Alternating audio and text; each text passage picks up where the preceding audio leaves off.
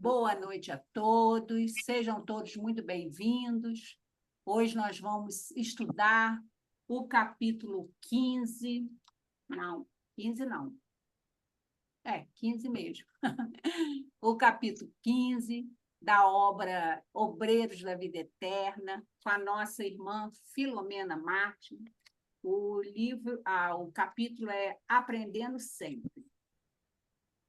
Então, para que possamos iniciar nossos estudos, a nossa querida irmã Rita vai fazer o preparo e, na sequência, a Isa Maria vai fazer a prece inicial.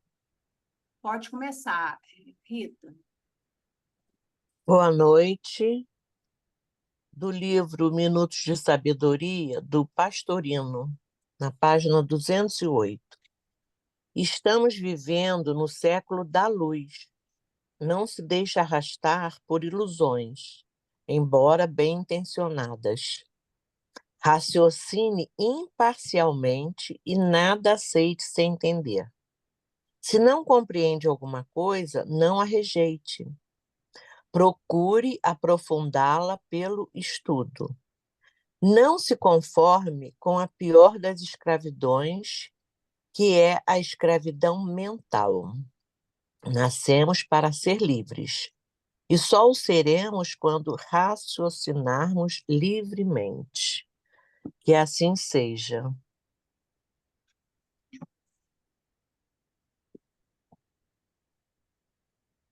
Senhor Deus, Pai de infinita misericórdia, Jesus, mestre, amigo, companheiro, bússola de nossas vidas.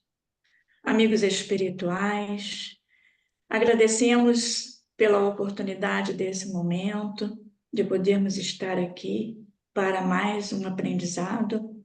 Que a tua luz, Senhor, envolva a todo este nosso universo, nosso Brasil, a todos nós que nos encontramos nesse estudo e aqueles que aqui não puderam estar, Senhor, mas que estão com seus pensamentos ligados a este momento. Que a nossa irmã responsável pelo estudo da noite de hoje seja envolvida pelos seus mentores, que o estudo que ela fez com tanto carinho, com certeza, vai nos trazer grandes reflexões. Agradecemos a Ti, Senhor, e nos abençoe hoje e sempre. Que assim seja. Que assim seja. Muito obrigada, Rita, muito obrigada, Isa. Filó, minha querida, mais uma vez, seja bem-vinda. A palavra está com você. Boa noite a todos. Eu espero que a minha imagem não suma. Sumiu? Não. Então tá bom. Então vamos lá. O capítulo de hoje, Aprendendo Sempre, é o capítulo 15 do livro Obreiros da Vida Eterna, que nos traz informações sobre o processo final da morte e do desencarne de Dimas, do momento do velório até a chegada ao Campo Santo para o enterro e também a saída de lá. E aí o que chama a atenção é como esse processo de desligamento do corpo material, no caso do Dimas, foi cuidadoso e cheio de detalhes, como nos descreve André Luiz no parágrafo 3, onde ele diz: o recém-desencarnado permanecia abatido e sonolento. O médium liberto tinha agora o corpo perispiritual mais aperfeiçoado, mais concreto. Tive a nítida impressão de que, por intermédio do cordão fluídico de cérebro morto a cérebro vivo, o desencarnado absorvia os princípios vitais restantes do campo fisiológico. E ele complementa no parágrafo 6º esse processo, dizendo: se o organismo perispirítico recebia as últimas forças do corpo inanimado, este, por sua vez, absorvia também algo de energia do outro, que o mantinha sem notáveis alterações. O apêndice prateado era a verdadeira artéria fluídica, sustentando o fluxo e o refluxo dos princípios vitais em readaptação.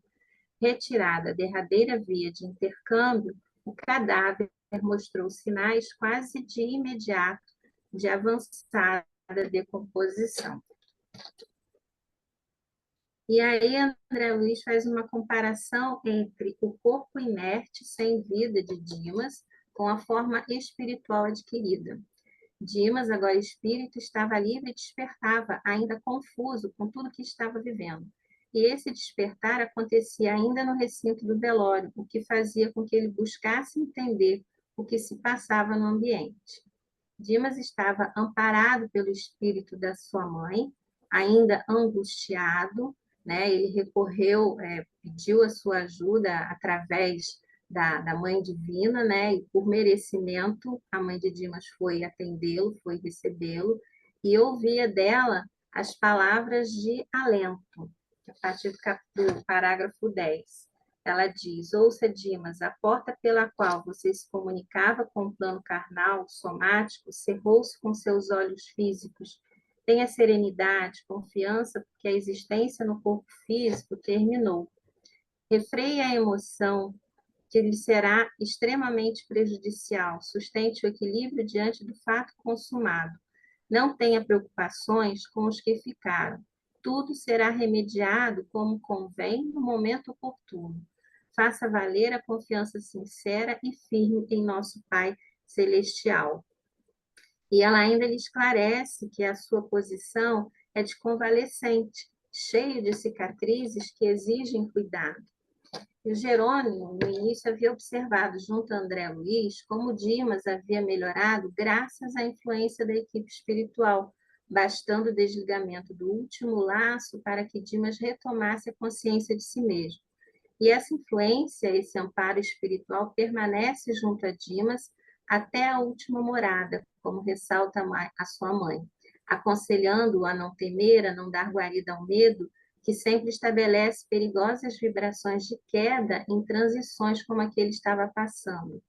Assim como seriam prejudiciais as ligações em pensamento em relação aos sentimentos que a família estava demonstrando naquele momento, pois estavam despercebidos das realidades do espírito.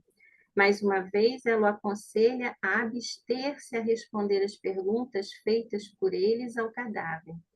Devido a esse momento de perturbação, Dimas não conseguia articular uma prece, e Jerônimo, percebendo o que estava acontecendo, influenciou um dos presentes para que se fizesse uma oração. E após esse momento, parte-se para o Campo Santo, onde a equipe espiritual tem papel importante. Qual seria esse papel? Ele foi de proteger e defender os despojos do recém-desencarnado de malfeitores que tivessem por objetivo atacar as vísceras cadavéricas para subtrair os resíduos vitais que poderiam ainda restar no corpo sem vida. Perante a curiosidade de André Luiz, Hipólito explica que os diabos existem, que somos nós mesmos, quando, desviados dos divinos desígnios, pervertemos o coração e a inteligência na satisfação de criminosos caprichos. Ele ainda diz que esse tipo de situação é reflexo do mundo onde também nós, nem sempre fomos leais filhos de Deus. Concluindo o desligamento do corpo físico, Jerônimo, com passes magnéticos longitudinais, extrai todos os resíduos de vitalidade, dispersando-os em seguida na atmosfera comum, por meio de processo que não é possível descrever na nossa linguagem humana, evitando assim que inescrupulosas entidades inferiores se apropriassem deles. No livro Céu e Inferno, no item 4 do capítulo 1 da segunda parte, o passamento, Kardec esclarece que a extinção da vida orgânica acarreta a separação da alma em consequência do rompimento do laço fluídico que a une ao corpo, mas essa separação nunca é brusca. O fluido perispiritual só pouco a pouco se desprende de todos os órgãos, de sorte que a separação só é completa e absoluta quando não mais reste um átomo do perispírito ligado a uma molécula do corpo.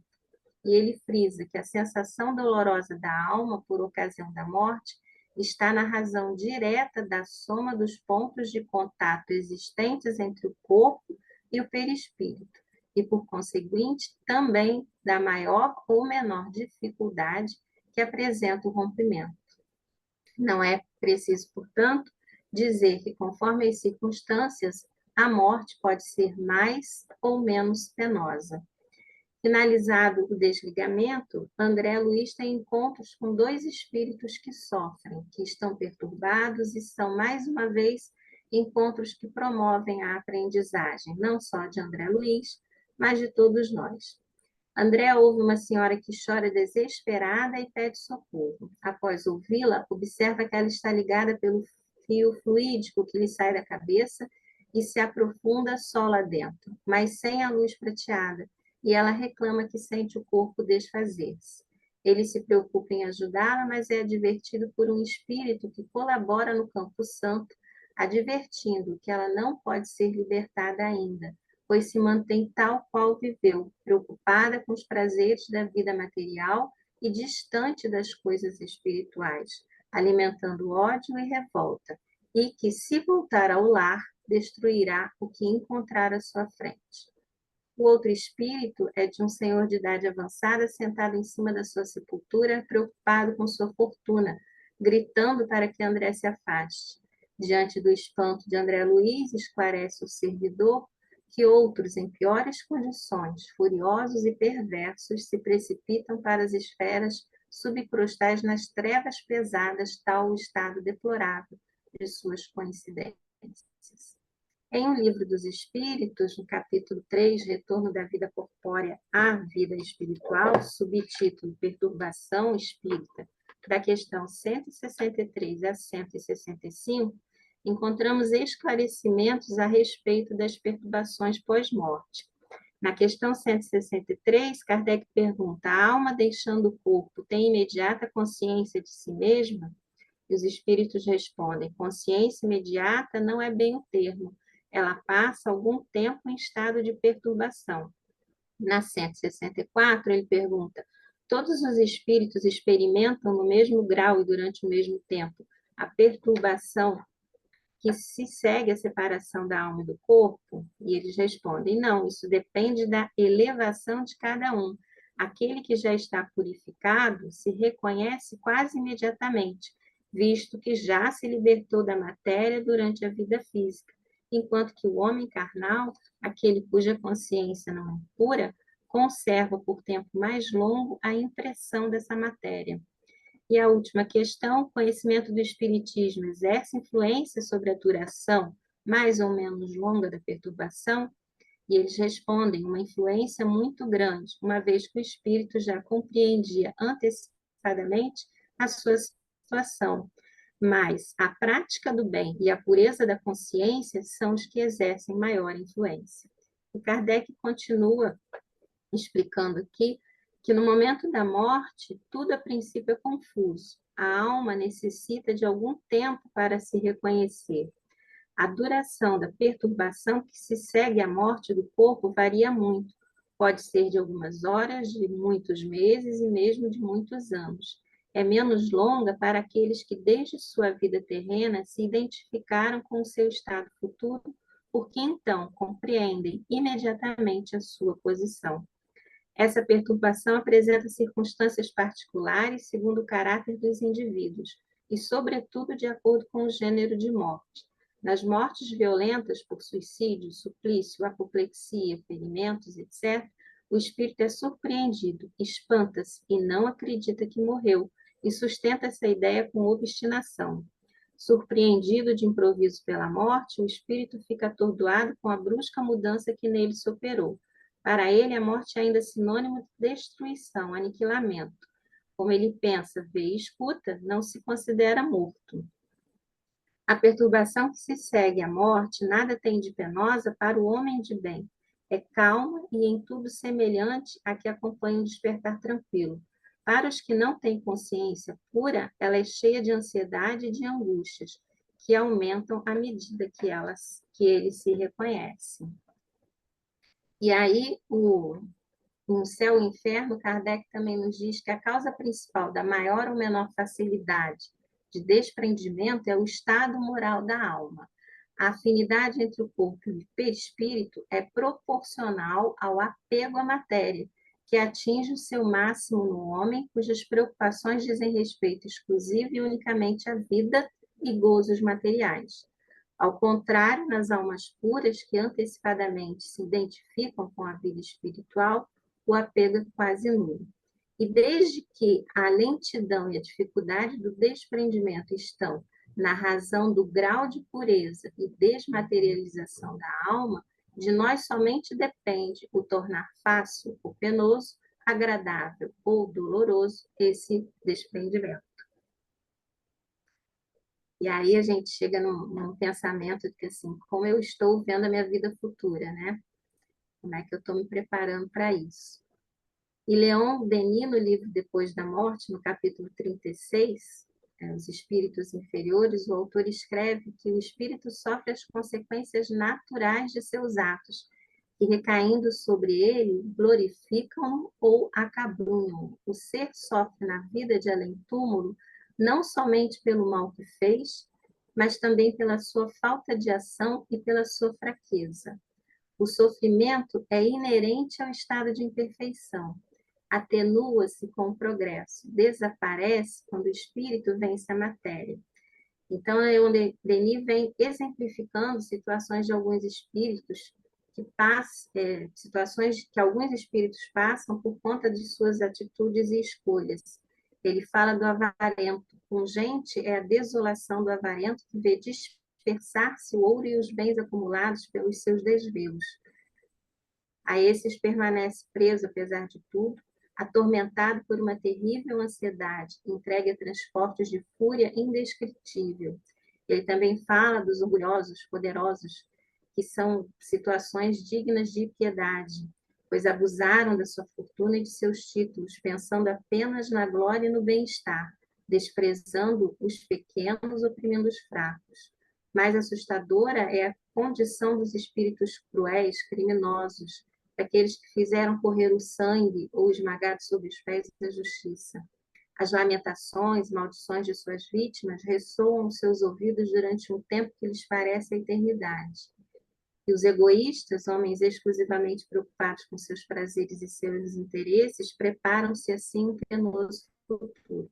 Não tendo amado senão a si próprios, não tendo ajudado, consolado, sustentado a ninguém, não encontram, por sua vez, nem simpatia nem socorro nessa nova vida. O suicida, fugir do sofrimento, encontram a tortura. O suicídio não liberta os sofrimentos físicos. Procurar subtrair-se, libertar-se dos males terrestres antes do termo marcado, é violar a lei natural. E cada violação dessa lei traz para o culpado uma reação violenta. Leon Denis finaliza esse capítulo falando que mais calmos são aqueles em que o arrependimento tocou, que resignados veem chegar o tempo das provas e resolveram satisfazer a eterna justiça. O remorso, como um brilho pálido, esclarece sua alma com uma claridade vaga e permite aos bons espíritos chegar até eles para encorajá-los e aconselhá-los. Então, fazendo a relação dessas leituras com a situação dos dois espíritos nesse momento do livro, e também com a situação do Dimas, que é diferente, cai aquela ficha que não é nova, mas que vem e te faz refletir sobre a maneira como a gente está vivendo, como é que eu vou fazer com que a minha morte seja mais parecida com a do Dimas do que com a desses espíritos que estão lá sofrendo. Então, tem uma frase do Leon Denis também, que ele diz assim, numa palavra, essa vida é obra sua, tal qual configurou com suas próprias mãos. E apesar de não ser novidade, eu fiquei muito impactada, talvez até por ter feito assim, uma analogia, uma comparação com as pessoas que partiram perto de mim, e fiquei realmente assim presa nesse detalhe, né? De como que a gente, para morrer bem, precisa viver bem. Então, o capítulo fala de morte, mas, na verdade, eu acho que ele fala de vida. E aí eu voltei, assim, as páginas do capítulo e fui anotando algumas frases que a mãe do Dimas falava para ele. Ele dizia assim, tenha serenidade, confiança, refreie a emoção que lhe será extremamente prejudicial, sustente o equilíbrio diante do fato consumado, não tenha preocupações com os que ficaram, tudo será remediado como convém no momento oportuno. Faça valer a confiança sincera e firme em nosso Pai Celestial. Tenha confiança, guarde o seu agradecimento a Jesus, o nosso benfeitor divino. Fale pouco e ore muito, não se aflija, nem se lastime, não dê guarida ao medo. E todas essas frases, elas cabem perfeitamente para nós encarnados, em todos os momentos. Não só para os desencarnados, mas para a gente. Em quantos momentos, né, a gente passa por medo, por desespero, deixa que as emoções tomem conta, a gente esquece que Deus sabe de tudo, que Ele sabe o que faz na nossa vida, com a presença dele, a força que ele tem, e isso depende do quê? Da nossa situação de estar junto dele, né? De buscar estar junto das suas orientações, para que esse medo e essas emoções não tomem conta e nos leve a situações ainda piores, que a gente não vá carregando conosco momentos difíceis, momentos orgulhosos, momentos de desespero. Então, eu acho que a mensagem do capítulo todo fala muito de vida, fala muito do hoje, do agora, fala muito para a gente que está aqui encarnado. E eu não sei se mais alguém teve essa impressão, e agora eu gostaria de ouvir vocês. Quem leu pela primeira vez, quem já está careca de ler, se teve esse impacto também, porque cada vez que a gente lê, a gente tem uma percepção diferente, a gente tem, assim como o André Luiz, um aprendizado novo, né?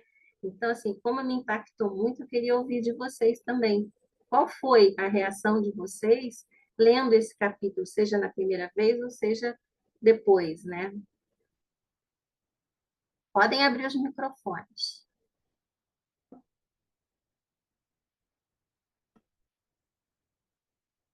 Vamos, Tia Isa. Tia Isa, eu encontrava com ela no centro e disse assim, nossa, Tia Isa, o capítulo dos Obreiros da Vida Eterna é uma lascada, né?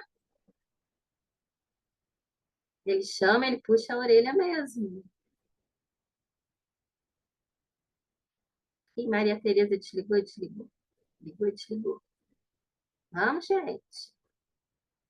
Me ajuda aí, por favor. Eu acho que Joana de Ângeles também corrobora com essa fala sua, que ela fala que nós estamos desencarnando mal, né? A gente desencarna mal porque a gente não está vivendo bem, né? Mais preocupado com as coisas materiais, mais ligado às coisas materiais e menos ligado às coisas espirituais, né? Aí quando chega aquele momento, nós que participamos de reunião mediúnica, a gente observa muito isso, né?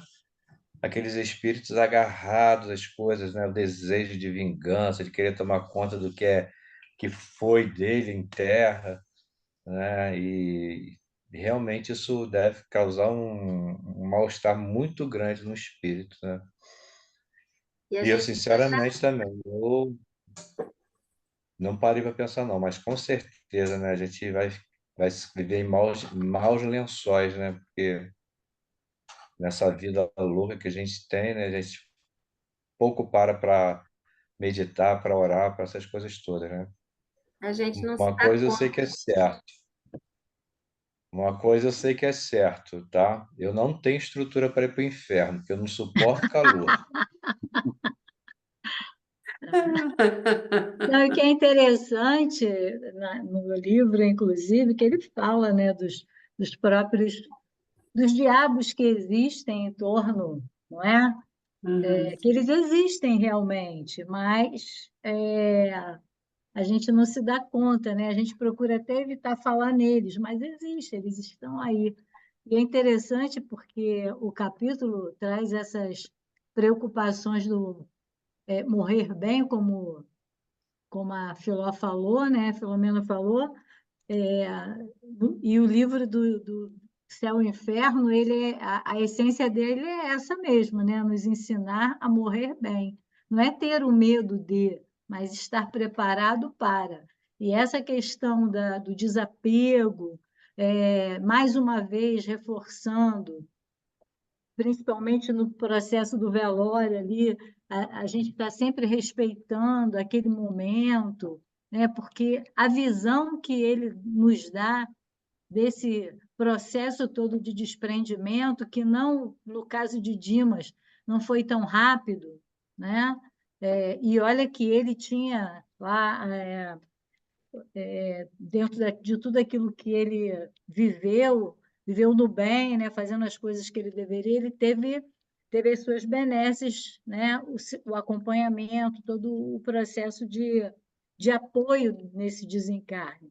E a gente não tem ideia, às vezes, quando estamos num momento como esse, assistindo ou alguém da família ou alguém que é conhecido por nós, exatamente a essência dessa pessoa, do que ela foi e como está sendo esse processo, né, naquele momento, como aquela jovem lá de cerca de 36 anos, que teve uma vida, né, não muito correta e estava lá presa àquilo que seriam os despojos dela. Então, é um capítulo que traz essa informação de como morrer bem, né? Como estar preparado para esse momento do desencarne. E como nós, enquanto temos esses conhecimentos, também podemos auxiliar aqueles, né, que têm seus entes queridos, né, passando por um momento como esse, e aqueles que estão desencarnando, que nós possamos, né, nesse instante em que eles estão ali para se despedir de tudo que tinham, da gente também poder estar orando por eles, porque isso também é importante. Eu gostei do capítulo também. Deu uma despertada para algumas coisas. E é exatamente assim, o trabalho da equipe espiritual me chamou muita atenção porque eu sou uma pessoa que não gosta nem de velório nem de cemitério. E eu sempre dizia assim, eu nunca vou pisar num cemitério, desde criança, nunca vou pisar no cemitério. E quando eu ia a velório, né, a minha ideia era assim, eu não vou por quem morreu, porque quem morreu, morreu. Eu vou para aquele que está vivo, que está esperando, que ele está precisando de um abraço, de um consolo.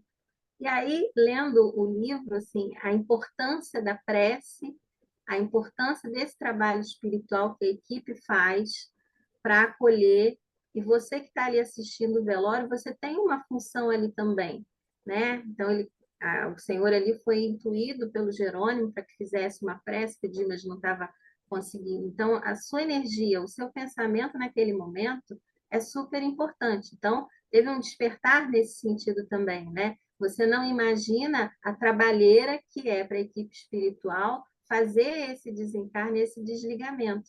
E aí, quando você se apodera, né, você tem conhecimento dessa situação, você diz assim, nossa, eu podia ter feito mais naqueles momentos em que eu fui ao velório, né? Eu não pude pensar, não pude pensar também nele ali, porque eu achei que ele já estava partido, digamos assim, e não tá totalmente. Ele está ali necessitando de oração, assim como os encarnados em volta.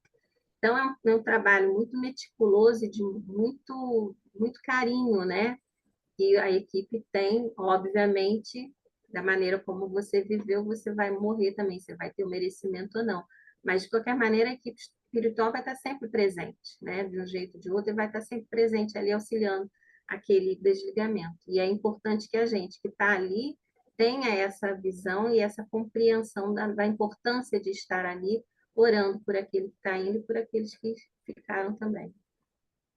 Eu só queria complementar o que a Jane disse, porque o assunto morte é sempre deixado para segundo plano, né? Principalmente quando a gente está numa reunião familiar, ninguém quer falar sobre o assunto, ninguém aceita, deixa para mais tarde, isso não vai acontecer, você não vai morrer tão cedo. E a gente, quando estuda a doutrina espírita, tem por obrigação, né? Quando você compreende tudo aquilo que é explicado, você tem por obrigação passar isso para os seus entes queridos, porque é nesse momento que você precisa deles, não é?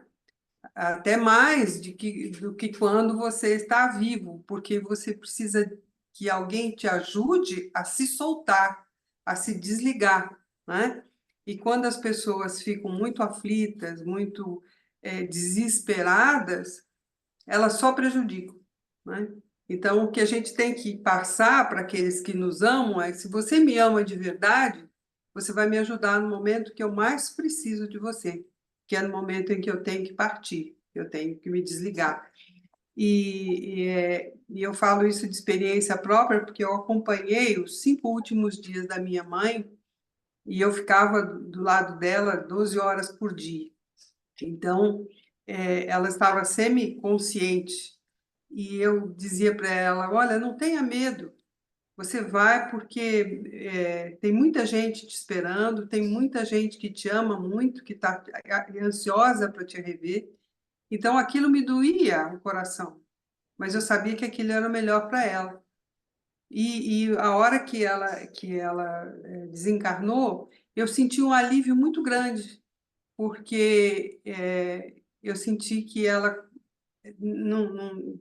eu não estava interrompendo, né, nada que pudesse fazê-la ficar presa a essa vida com tamanho sofrimento.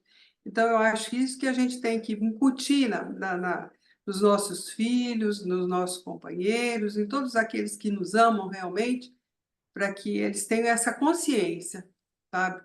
Em vez de choro, em vez de lamentação, oração, muita oração, né? Vibrações positivas, que isso vão servir como um apoio muito grande para aquele que está partindo. Não só a gente, mas aquele que estiver partindo. Foi o que eu entendi desse capítulo. E aí lembra aquela história assim, daquela melhora para a morte, né? Quando a família está muito apegada àquilo ali, e aí, de repente saem e o espírito consegue Sim. partir, né? Com o próprio Dimas aconteceu isso.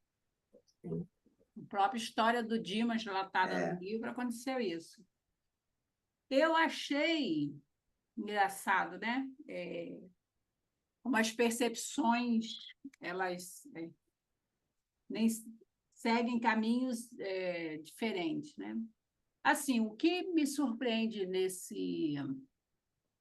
nas obras de André Luiz, especificamente, é assim o constante reforço que ele dá da misericórdia divina, de como que Deus é misericordioso, de como que ele nos ampara, de como como Jesus mesmo afirmou, nenhuma ovelha ficará perdida, nós estaremos sempre, né, no aprisco do seu amor, e que se alguma se perder, ele irá atrás daquela que está perdida, né?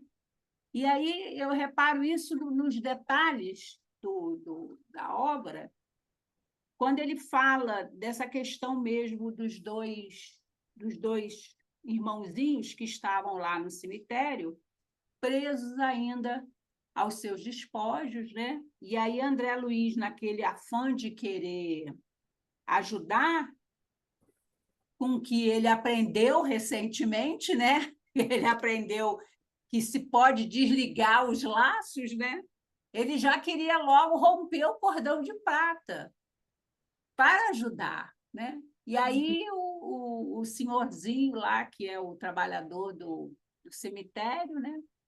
Fala que não, porque enquanto ela está presa aqui, ela não vai lá perturbar a organização frágil do filhinho, não vai desarmonizar o marido que deu o melhor de si nesse casamento, né? Então, você vê que até lá, né, no cemitério, tem os trabalhadores devotados, carinhosos, que fazem aquilo de acordo com o que cada um consegue receber, porque não é que ele não pudesse ajudar, ele poderia ajudar, mas aquela irmãzinha e aquele irmão, que os dois que foram retratados no capítulo, não têm condições de receber essa ajuda ainda.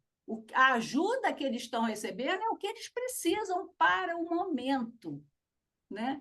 Então, assim, eu acho assim, muito meritório que a gente faça essa reflexão sobre essa justiça divina, né? Esse halo amoroso em que todos estamos envolvidos, e independente de merecimento ou não, nós somos recebidos com esse amor e tratados com esse amor.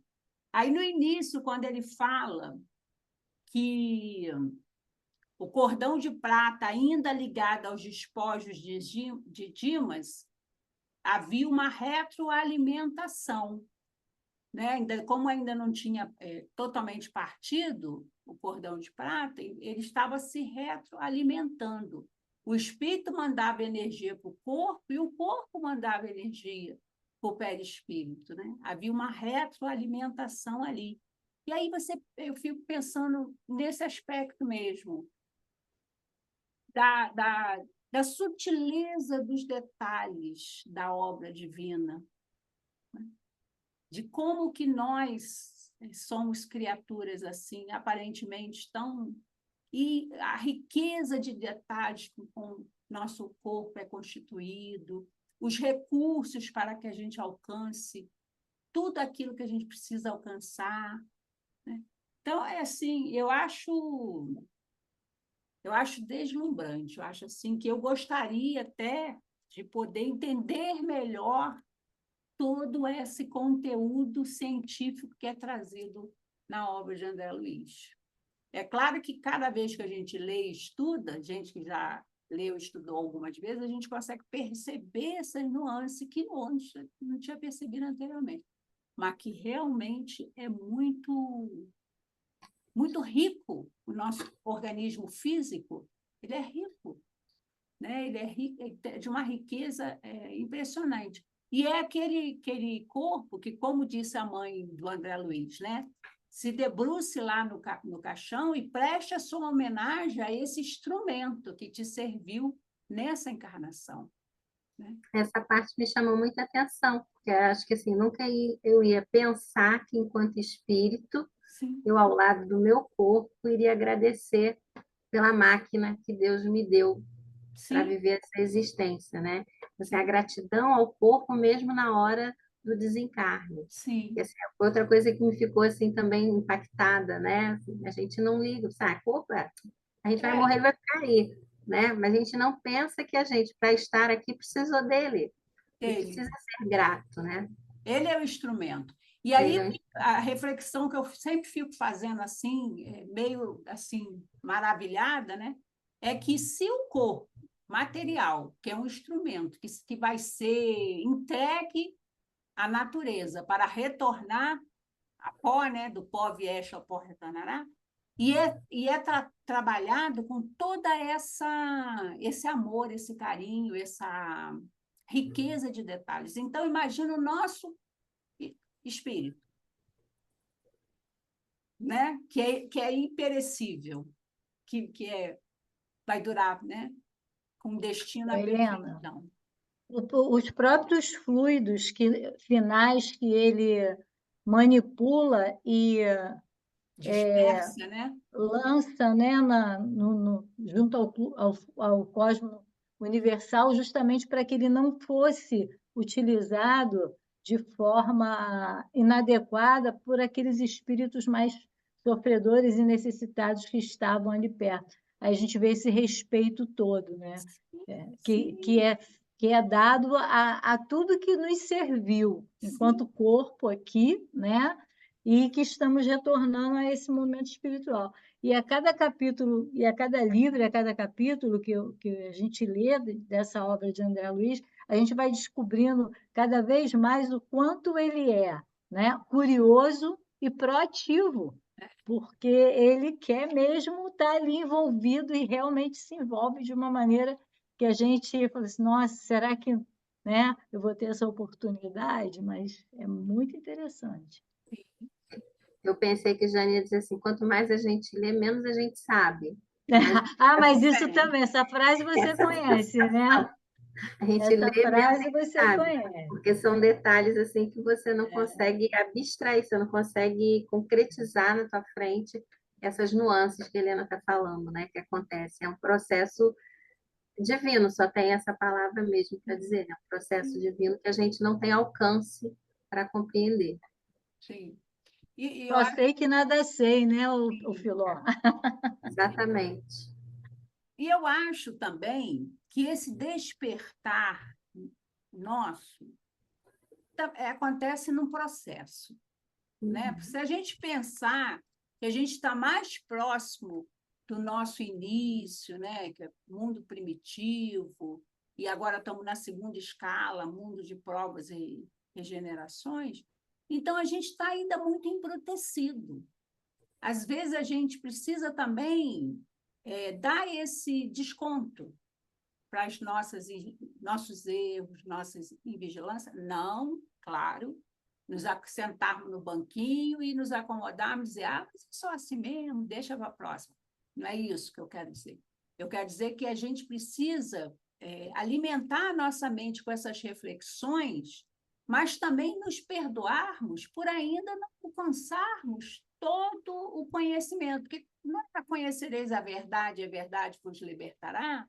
Eu acho que essa verdade é esse processo. A nossa verdade, acho que Eugênio, ouvi isso de Eugênio e o senhor algumas vezes. É a nossa verdade, a verdade do outro, a verdade de Deus, a verdade da doutrina, né? É a gente despertar, porque com um capítulo desse, cada um de nós despertou para um lado diferente, e juntos a gente vai progredir, porque o processo é individual, mas o movimento é coletivo. Quando você melhora assim, você consegue melhorar ao seu entorno, né? Então, acho que esse despertamento ainda é incipiente, porque nós ainda somos ainda muito embrutecidos, nós ainda estamos muito no início, né? Por E isso nesse Helena, eu tenho uma experiência interessante, quando Nancy falava do processo de desligamento da mãe dela, nós passamos na família por diversos momentos como esses, né? Mas eu me veio à mente justamente o período, até que não foi muito longo, quando tanto meu pai quanto minha mãe desencarnaram.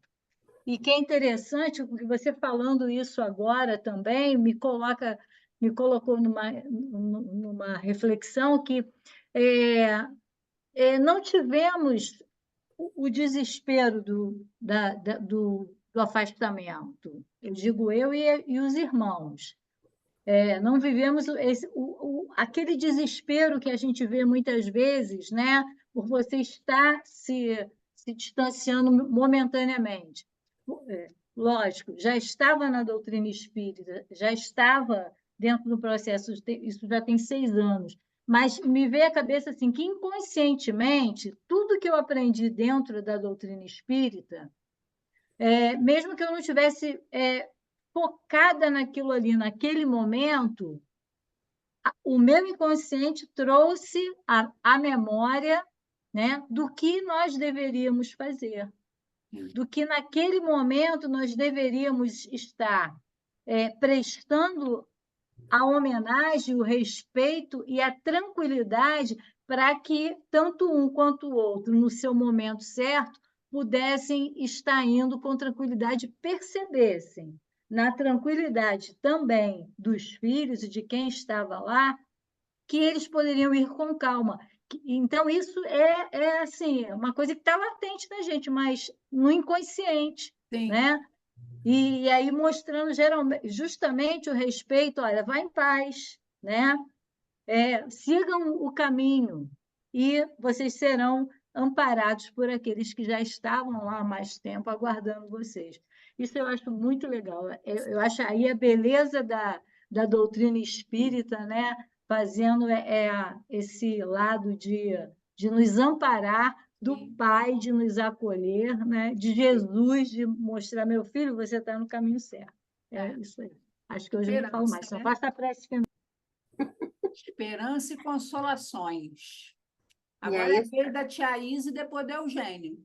deixa eu só falar uma coisinha sobre o que você falou, né? Quando a gente adquire a consciência de que a gente pode melhorar, eu acho que já é um passo para o próprio melhoramento. Então, assim, adquire a consciência, desculpa, que a gente errou, mas que pode melhorar, já é um passo. Então, a gente rever as nossas ações, as nossas atitudes, né? E ter um passinho. Pode não ser nessa vida ainda, né? Mas Sim. a gente vai caminhando. E aí entra essa misericórdia divina que você estava falando, de dar a chance, né? Da gente Sim. perceber que a gente precisa, que a gente errou, precisa consertar, precisa corrigir para se melhorar. Sim.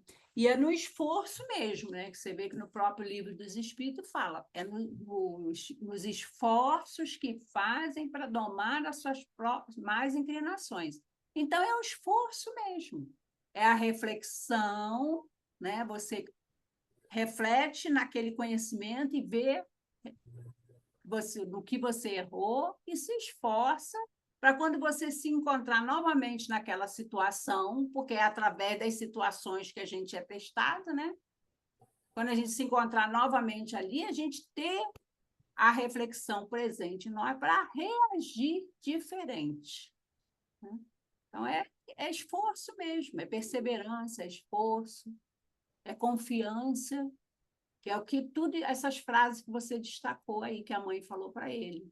Confiança, retribua o amor do pai, né? Vai lá, Thaís, abre seu microfone. Não regateie seu conhecimento, espalhe.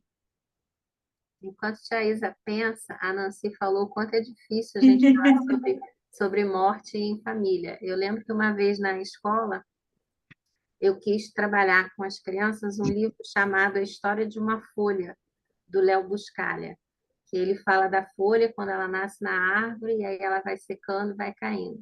A coordenação não me deixou trabalhar nesse lance, porque era um assunto muito delicado para se lidar com as crianças.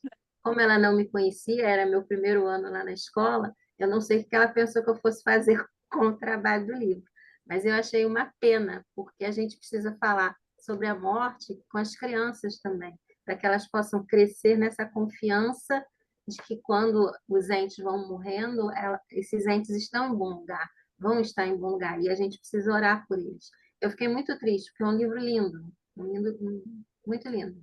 Com certeza ela não conhece Léo Buscaglia, porque as obras dele são fantásticas. Eu tenho quase todas. De vez em quando eu estou relendo, porque ele é fantástico.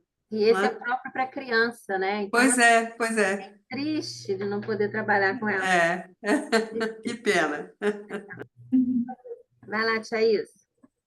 Gente, eu não tenho nada que acrescentar, não. Já foi falado tudo, algumas coisas aí que vocês falaram, que Nancy falou, Helena, a Jane também. Só falta o seu Eugênio, né? Então, é isso aí. Eu só chamo, para mim, na minha visão ainda bem pequena de tudo, eu vejo aí a luz que é a doutrina espírita, eu sempre digo isso, que nos mostra esse caminho e essa responsabilidade, porque a gente tem o conhecimento, a gente entende, só que nós ainda somos muito rebeldes, né? Ainda temos grandes dificuldades e não queremos ainda modificar algumas coisas na gente, né? Ainda por orgulho, né? Por várias situações. Mas é só agradecer aí a tia Filó, né? Pelo estudo, pela profundidade, o carinho também, como todos vocês fazem. E a importância disso é esse carinho que a gente tem que ter com aqueles que já partiram, né? E as nossas reuniões, elas trazem grandes exemplos. Eu penso comigo, trago sempre comigo que nós temos ali um exemplo de lições muito grandes, de vivos, né? De pessoas de várias situações e que nos chamam muito a atenção e nos mostram o caminho para onde a gente tem que direcionar os nossos pensamentos e respeito. E esse carinho, eu acho que o primeiro passo para a gente é o respeito, né? O autorrespeito, é a compreensão daquilo que nós somos, né? E as orações importantes.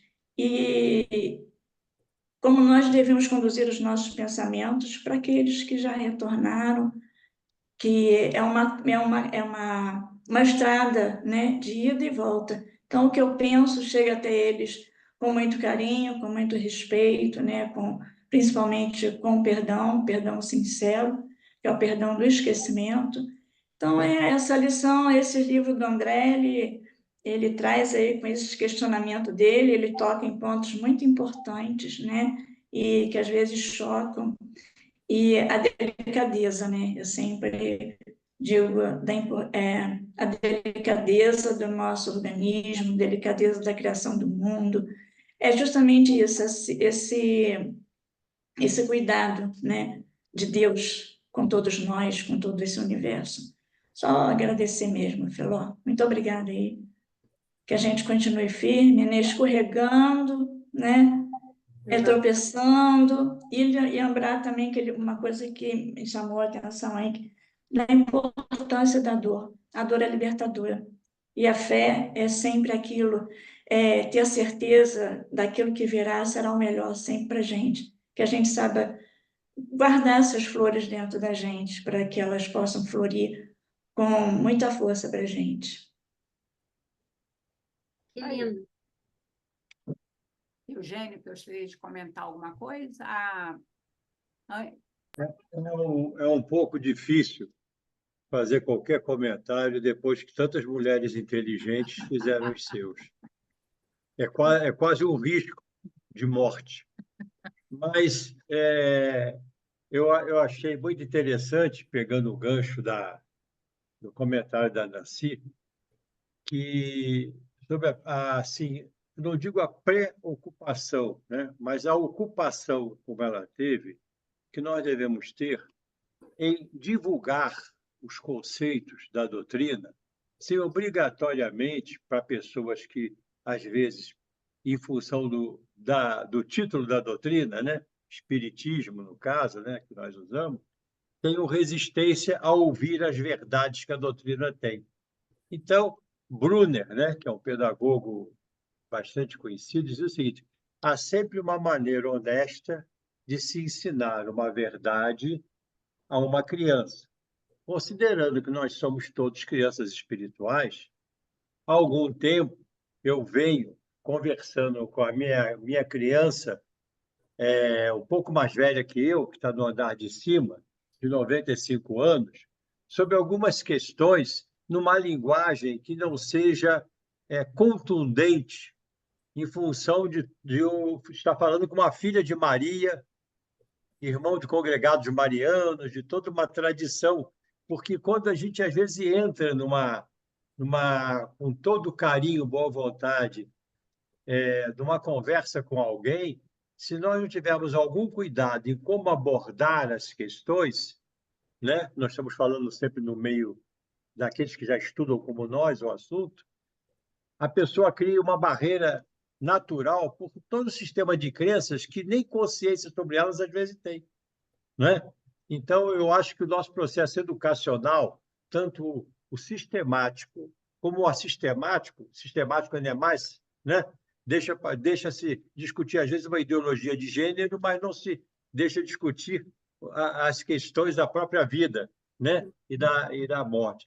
A gente tem que ir com cuidado, mas eu acho que há sempre uma forma, eu vou usar pedagógica, não que a pessoa tem que ter formação para isso, há sempre uma forma pedagógica de auxiliar o outro a ir despertando dentro das suas possibilidades para essas verdades que a gente aprende e gosta tanto e aprecia e acredita racionalmente e emocionalmente.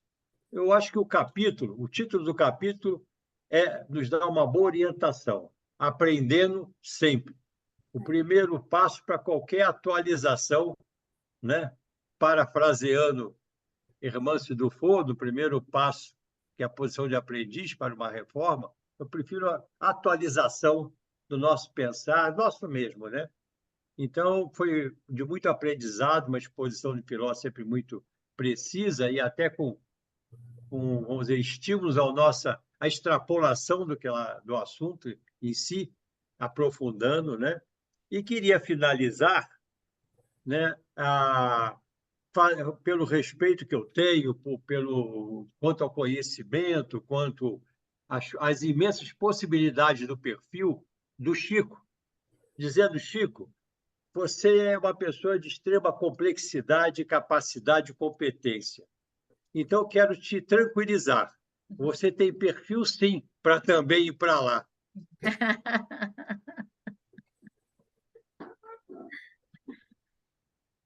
Então, é isso. Tonini, a Filó respondeu sua pergunta aí no chat, mas como você tinha caído, não sei se vai dar para você ver. Na hora que eu ia. Boa noite, gente, eu agradeço. Na hora que eu estava tirando o print aqui, realmente eu caí. Isso que o companheiro aí falou, de fato, eu peguei um pouquinho, né? Perdi o final da fala dele. Mas a identidade de gênero ainda é uma questão muito barrada, né? Na nossa educação, né?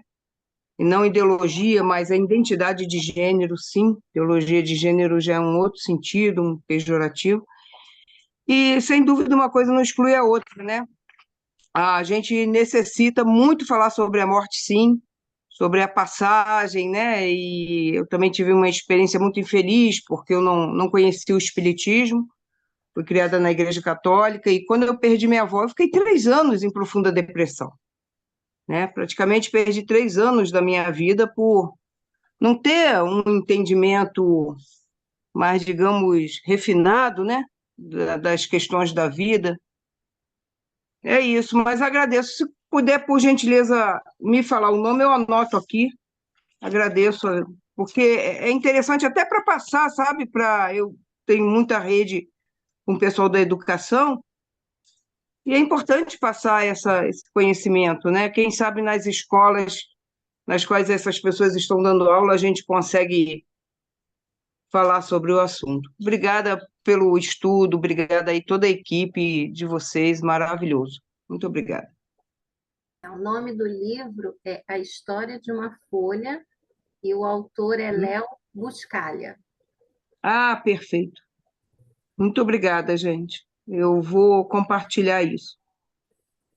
Estou lembrando de um fato, assim que começou esse movimento, né, de terceira idade, logo que começou esse movimento, né, eu conheci uma senhora que ela estava frequentando, aí ia para lá jogar bingo, cartas, dançar, não sei o quê, e vez que outra tinha palestra.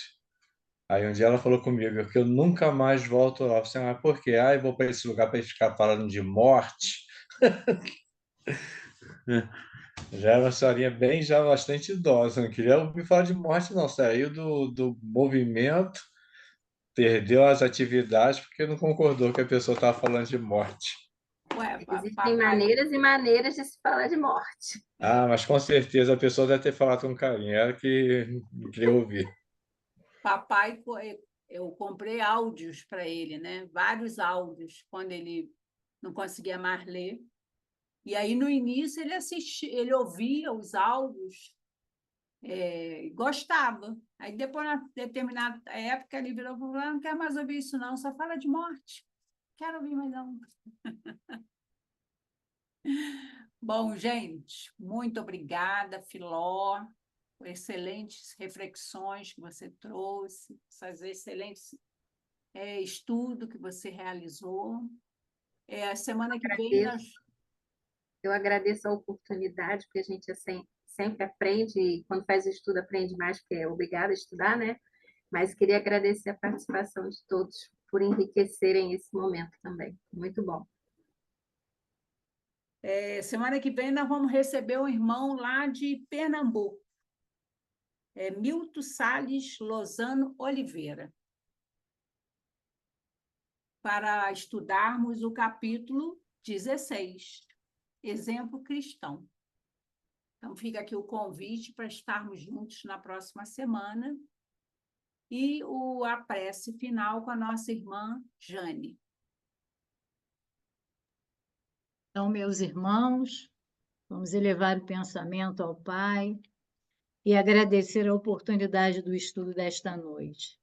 Agradecendo a Deus por toda a sua misericórdia, agradecendo a Jesus por ser nosso mestre, por todos os ensinamentos que temos através do conhecimento do seu Evangelho. Agradecer aos mentores espirituais da nossa casa e aos nossos mentores, que nos fortalecem a cada dia e nos fazem refletir sempre sobre tudo aquilo que aqui escutamos, aquilo que estudamos, tentando nos fazer com que aprendamos cada vez mais e mais sobre essa doutrina, sobre o Evangelho, sobre estarmos cada vez mais preparados para sermos aqueles que vão estar auxiliando os nossos irmãos de caminhada, tanto neste plano quanto no outro plano também. Agradecemos a Filó pelo seu estudo e que possamos estar envolvidos na paz do Pai e retornarmos na próxima semana para continuarmos a estudar essa obra tão esclarecedora para todos nós. Assim, pedimos a permissão para finalizarmos a atividade desta noite, dizendo graças a Deus, e que assim seja. Graças a Deus. Muito obrigada. Muito obrigada a vocês. Nossa, muito bom. Bom fim de semana. Tchau, tchau.